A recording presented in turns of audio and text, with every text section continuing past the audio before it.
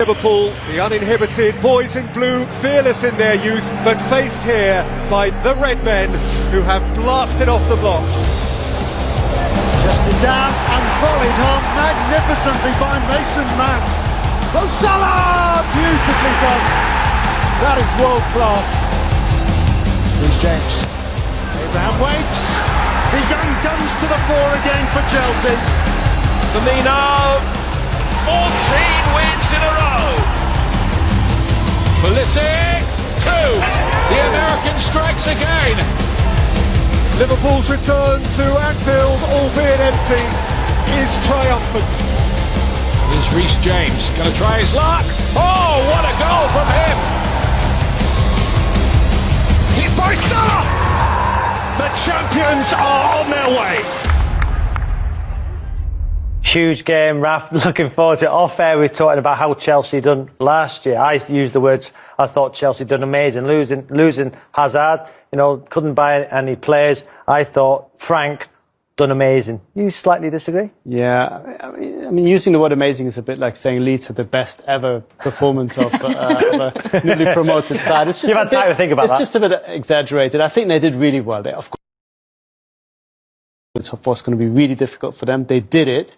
You have to give Frank Lampard and the team a lot of credit for that. But they didn't exceed expectations by a margin of, suddenly being in contention for the league or going far in the Champions League or winning any of the cups. So let's just keep this into perspective. Oh, they do. Come on, they did do any. Come on. Well, I think if you look at the teams that didn't make the top four, like Arsenal, who, have this great manager and Arteta had the chance to buy players, Chelsea, for me, have exceeded expectation. Yeah. And you think now it's like, well, what does Frank Lampard do now? What is the next step? Because he's already sort of got into the top four. Is he going to win the league? No. But I think certainly getting closer to Liverpool, which is what City would want to do.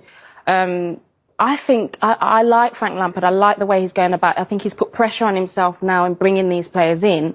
But if you look at the sort of front six for Chelsea, it's better than, it's as good as any other team in the league. What did you make of their start to the season then, Rafa? Because they got the result at Brighton, but some Chelsea fans are actually disappointed with their performance overall. Well, I think that a little bit of extra. They had a bit more resilience about them, and they went on to win this game. And I think if you're not 100% convincing, but you go on to win a game, that is always a really good sign for any side, because you know that this Chelsea team can still play a lot better. The only thing I would say about Chelsea watching that game is they've now brought a forward in, Werner, who, is great technically. He's quick as well. There was a lot of long balls up to him. He said it, didn't he? I've never played against big defenders like this. I think Chelsea need to change the way they play with their forwards. They're used to a Giroud, a Drogba. He's not that player. So I think tactically they need to sort of figure out how they're going to get the best out of a forward like Werner, who's not going to be sort of get on a flick-ons. And that's the one thing I've noticed. There's still a lot of long balls up to the forwards that they need to change. They need to bring in the Pulisic, the Havertz, the Ziyech's and create more sort of clever play rather than sort of being more a direct team. So how did Leipzig get the best out of Werner then? And, going to Enrique's point there, how do you get the best out of him and Havertz? Well, this is a really interesting question, because some people in Germany think that Werner is best when he plays as a second striker, slightly on the left, off a more orthodox target man. At Leipzig, it was Yusuf Paulsen or Patrick Schick. At Chelsea, it could be Giroud, or even Tammy Abrahams. But at the moment, that's not the system that they play. But I think we see a lot of fluidity in the system. I think, having spoken to Werner a few days ago, the idea is that he's not going to be in one position necessarily throughout the season, that Chelsea, with all the amazing talent that they have up front, will find different solutions, different formations according to the needs of any game. And I think there's always a bit of a danger there that you can become too flexible and nobody really knows what they're doing. But if you get it right, it'll make Chelsea, for all the reasons you mentioned, Annie, one of the most difficult teams to play against because of the variety that they can bring to the team. Yeah, we'll chat to you more about Werner and Havertz in just a moment in our key clash. But before we get on to that, the goalkeeper situation at Chelsea, because Kepa's still under fire for the goal conceded. Despite getting a 3-1 win, Chelsea conceded a goal, Leandro Trossard with the shot. And people are arguing that other goalkeepers would save that. So what does Frank Lampard need to do? Are they going to get Mendy from Rennes? Because that's the link that's been made. Yeah, it's looking as if that deal is going to go through. Not in time, I think, for Sunday. I think Kepa will find himself under pressure, even more pressure with Mendy coming in as another option. But of course, there is something about, public perception. The moment a goalkeeper especially is being considered weak or at fault, people will magnify those flaws, and perhaps Manuel Neuer or Alisson not saving the goal, people would just say, okay, that was a shot, it goes in. But because it's Kepa, people are saying, oh, he shouldn't have been beaten, another goalkeeper wouldn't have conceded a goal. It's an easy argument to make because you can't replay that situation. But of course, perception also creates reality, and unless the team also themselves feel Kepa is the right man, you will have those doubts actually having an effect on the pitch as well, and I think that's why they need addressing it. I just wonder with Kepa as well, what kind of teammate he is. I get a sense that he's quite a spiky character. He had his problems under Sarri as well, with that sort of infamous, he's not coming off the pitch. And I think Lampard puts a lot of emphasis on that. He speaks about good teammates and good professionals, and I just wonder whether he's got a question mark over Kepa with that as well. So what is success then for Chelsea this season? Frank was under pressure last season, not signing players, losing Hazard, and he exceeded expectations. Now he's brought all those players into the football club, over £200 million spent. What is success then? I think success this season is getting closer to Liverpool and Manchester City. I don't think you can expect them to win the league. I don't think you can expect them to push either side close. But what you can't do is to be 30-odd points behind, as they were last year. What if they were 15 points behind Liverpool, close the gap, but finish fifth? That would be not good because. Which one is it then? Because it has to be. It's not either or. I think if you finish 15 points behind either of them, you have a good chance of actually making top four. Okay, but you need to be both. You need to be in the top four. That is always the minimum target for any Chelsea manager. So it's top four, not closing the gap. No, it's both.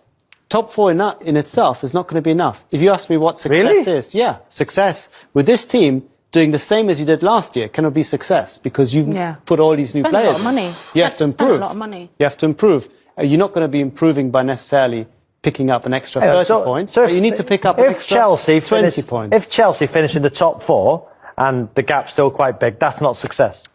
No, that would be not enough progress that I would expect.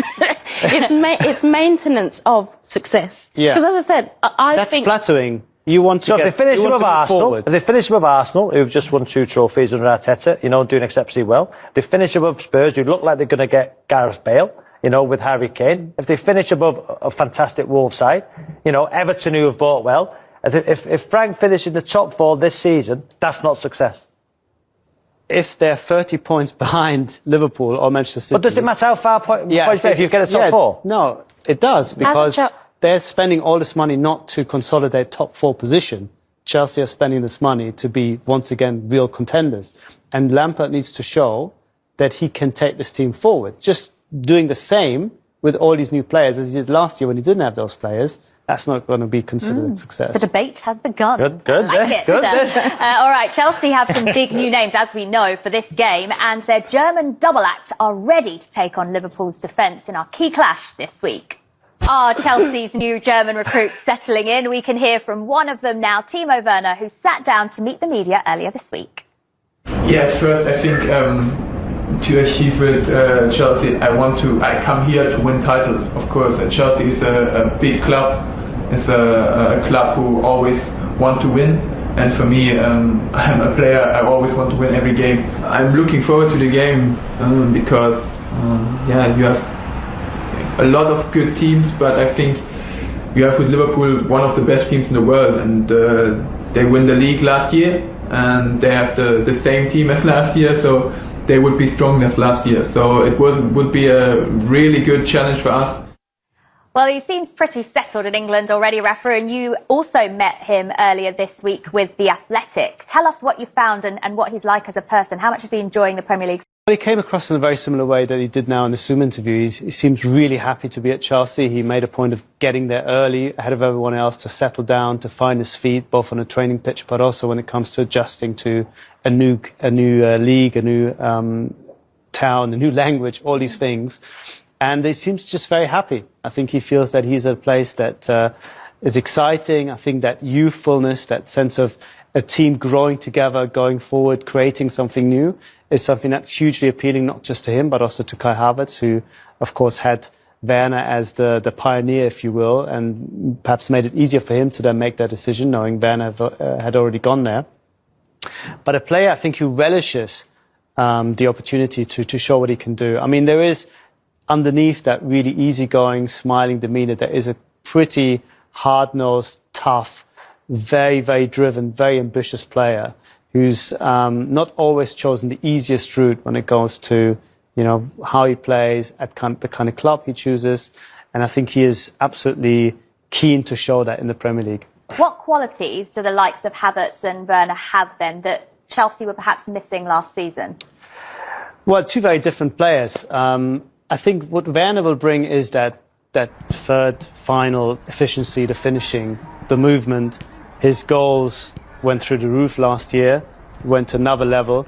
He's got the kind of pace, the kind of attributes that, especially in the Premier League, where games tend to stretch a little bit towards the final stages of a game, is going to be absolutely key. Everybody wants to have a fast centre forward. I mean, it's a given. With Havertz, I think it's a little bit different. Havertz almost, I think, will be, I don't want to say tasked with slowing things down, but I think his main mission is to find solutions in smaller spaces. Chelsea often struggled last year when it came up against defensive sides, especially at Stamford Bridge, where there is a lot of pace, a lot of tempo, but when there's no space ahead of these guys, Hudson-Odoi and Mason Mount, then the ball kind of went back and went from one flank to the next, and then went to midfield and back, and the crowd and players got very frustrated.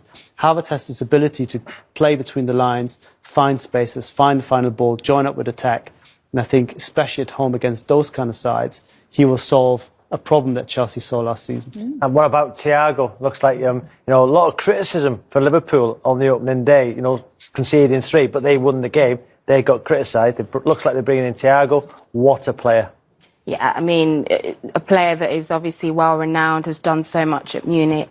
I quite like Liverpool's transfer policy actually, because it's not always about adding lots of players. We saw it. Klopp really believes in his team. This team is one of the best teams in the world, if not the best team in the world. You don't always have to add. It's about that continuity. But Thiago will come in. We don't know whether Wijnaldum's going. Another big personality, another player that will add to the growing personality and success of Liverpool. What will he bring, Raf? I mean, he'll bring a lot of things that this Liverpool team perhaps are a little bit short on, which is the midfield. The ability to pick a pass in the final third, the ability to dribble past players. He's one of those midfielders who plays at times like a winger because he just manages through his technique to just walk or run past players in midfield, and that opens up the space immediately. His passing range is superb. He's easily the most gifted of those midfielders. Is he a 6 or an 8 or both? He or can a 10? also be a 10. He wants to be a 10. He can do anything. I think he's most effective for a ball-playing team in a deeper role. Right. But Liverpool are slightly more different. They're slightly more back and forth, slightly more rock and roll, I was going to say. I think an 8 is probably the ideal position in this team, but he can play absolutely anywhere. But there's another factor that we should mention when you say, what does he bring to this team? He is the first fully formed star player that Liverpool have bought since Klopp was there. Yeah. All the other players have been players who are in their mid-20s or even younger, and Klopp is developing them and he's working with them, and collectively they're going to the next level. He's the first guy, and I think that's a reflection also where Liverpool are now versus to where they were a few years ago. We said, okay, I'm going to go in. And I think everyone's going to enjoy having this kind of character in the dressing room. A great signing, there's no doubt about that. I just wonder with Liverpool whether they'll regret not bringing in another forward in the event their front three, who are the best, get injured. Who is the replacement for a Mo Salah, a Firmino, a Sané? They have great hopes for Minamino. We haven't seen it yet, but they think that he can do it. They missed out on Werner. Obviously Werner chose Chelsea, but there was speculation around Werner going there. If those front three get injured, where are the goals coming from Liverpool? Yes, they've signed. Is Thiago going to add to the goals that? No. In the event those front three, it's not. There's not a lot of depth there.